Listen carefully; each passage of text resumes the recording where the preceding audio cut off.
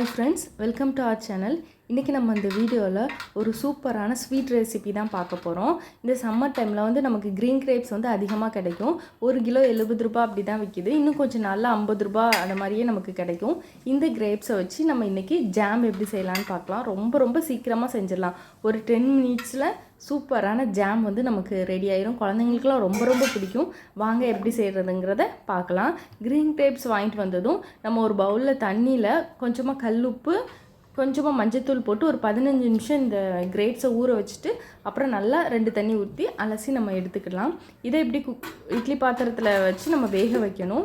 தண்ணி கொதித்ததும் உள்ளே வச்சு ஒரு 5 to 6 மினிட்ஸில் நமக்கு சூப்பராக வந்துடும். இப்போ நம்ம வெந்துச்சா அப்படிங்கிறத பார்க்கலாம். 6 மினிட் ஆகிட்டு சூப்பராக வந்திருக்கு. இது நல்லா ஆறட்டும். ஆறுனதுக்கப்புறம் நம்ம இதை மிக்ஸி ஜாருக்கு மாற்றிட்டு நம்ம அரைச்சிக்கிட வேண்டியதான்.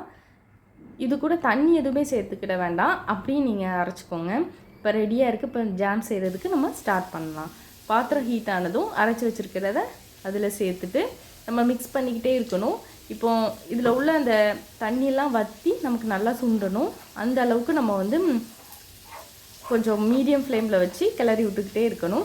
பாதி அளவுக்கு தண்ணி வற்றுனதும் இது கூட இப்போ நம்ம சுகர் சேர்க்கணும். நான் இன்றைக்கி எடுத்துருக்க குவான்டிட்டிக்கு 3 ஸ்பூன் அளவுக்கு சுகர் வந்து எனக்கு வந்து கரெக்டாக இருந்துச்சு. சேர்த்துக்கிறேன். ஒருவேளை சுகர் டேஸ்ட் பண்ணி பார்த்துட்டு கூட நம்ம சுகர் அளவை அதுக்கடுத்து கூட்டவோ குறைக்கவோ செஞ்சுக்கலாம். இப்போ சுகர் சேர்த்ததும் நமக்கு கொஞ்சம் மெல்ட் ஆகி தண்ணி விடும். இப்போ எல்லா தண்ணியுமே வற்றுற அளவுக்கு நம்ம இனி வேக வைக்கணும். ஏற்கனவே நமக்கு கிரேப்ஸில் லைட்டாக இனிப்பும் இருக்கும். அதுக்கேற்ற மாதிரி நம்ம சுகர் போட்டுக்கிடலாம். ஒரு பிஞ்ச் அளவுக்கு மட்டும் சால்ட்டு நம்ம சேர்த்து நல்லா மிக்ஸ் பண்ண வேண்டியதான். இன்னும் ஒரு 3 நிமிஷத்தில் நமக்கு சூப்பராக ரெடி ஆயிரும்.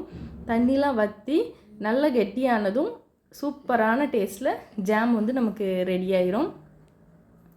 இப்போ தண்ணிலாம் வற்றி சூப்பராக நமக்கு ரெடி ஆகிட்டு அவ்வளோதான். ஒரு 10 மினிட்ஸ்க்குள்ள சூப்பரான ஜாம் ரெடி பண்ணிடலாம். ப்ரெட்டோடு வச்சு சாப்பிட்றதுக்கு சூப்பராக இருக்கும்.